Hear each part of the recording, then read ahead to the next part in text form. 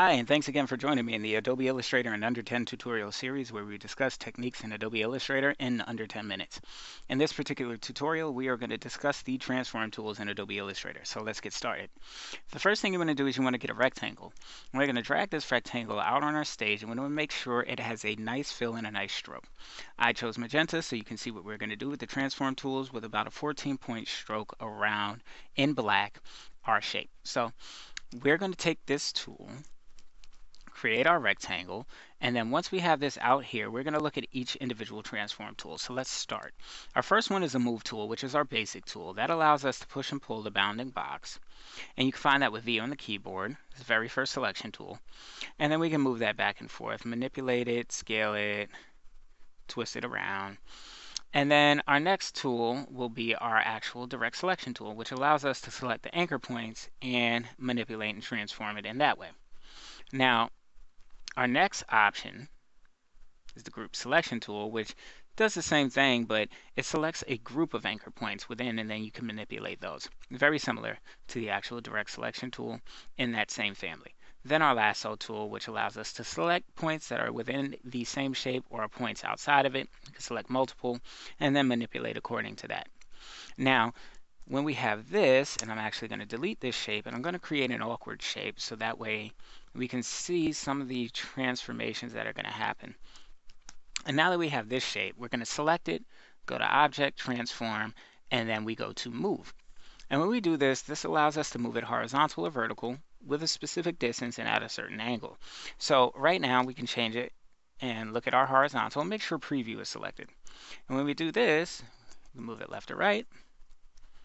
We select vertical, because vertical is staying the same because we haven't changed it. And we can move it up or down. Now, if we leave it right here, and let's say we change this here, we can then go to our distance, and it will go and move according to the angle that's selected here by our horizontal and vertical settings. So as we increase it, you'll notice it moves in that direction. All right? And then in each of these transform options, you're going to notice you have a copy, OK, and cancel option. The copy option is going to allow you to copy this particular shape. And the reason being is after you make a transformation, you may not want to eliminate the original shape that you had. So you would click copy. It keeps the original shape, but also keeps a copy of the actual new transformation that was made. So I'm going to click copy. And you'll notice, because it was moved, this is now offset from where it was moved to, and we still have our original. But I'm going to delete that. Select our old shape, go to Object, Transform, and once we're in here, we're going to select Rotate. Same thing, this time it rotates. And as you look, Preview selected, we can change this value and watch as our object rotates. Click Copy, and we'll notice how the actual object itself now has a copy on the board. Select our shape again, Object, Transform, Reflect. Preview on, we can change it with horizontal and vertical reflection or specific angles. And we would click OK. And now it's adhered to all of the input that we gave it in the actual reflection. We go to Object, Transform. We will go to Scale. This scales the size, uniform or non-uniform. Uniform keeps it constrained. Non-uniform allows us to change horizontal and vertical values irrespective of one another. If we scale rectangle corners, that will allow the corners to scale as well. Or we can scale strokes and effects. And if we do that, let's say we click uniform. Right now we have it at 14 points, so it should stay the same as we increase it. But if we click scale strokes and effects, look at the stroke.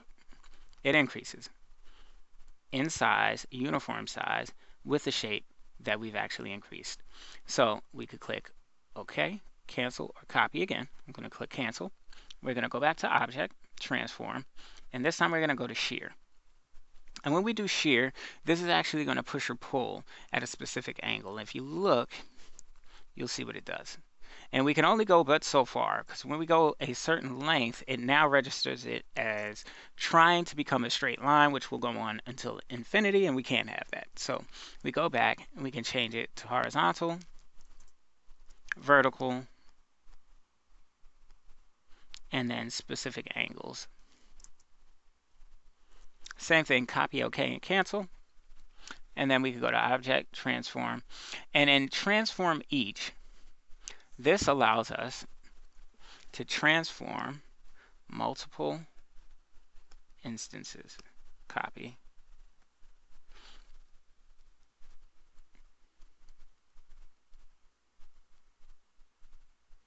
We go to Object, Transform, Transform Each, and this allows us to transform the scale, the move, rotate, and the different options that we had in all of our transform tools.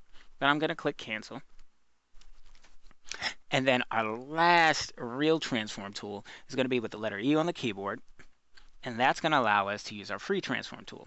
And we can click this upper part to constrain the proportions, and you see it's locked. Or we can take that off to not worry about constraining them. And we can move, push, or pull, just like we did previously with our tools. Or we can go to our perspective distort, and of course perspective. Right now we could change our vanishing point. We can change it from a worm's eye to a bird's eye. This is all about foreshortening when we're using this tool. And then we could go to Free Distort, which allows us to utilize all the distort tools at once. And we can hold down the Alt key. Right now we're using the perspective, but we can hold down the Alt key, and in doing so, it will do our shearing, and Shift keeps the proportions in terms of the perspective. So these are the transform tools that we have in Adobe Illustrator. They're fairly easy to use, but they are numerous, so you have to get familiar with them. So take your time, go back over this content. When you feel you're ready, try to implement it in your artwork. Okay, so if you have any questions, you can find me online, www.theonewillfocus.com, or on all social media, specifically Instagram, @theonewillfocus. That's all spelled out. TheOnewillfocus. All right, I look forward to seeing you guys in the next tutorial. Take care.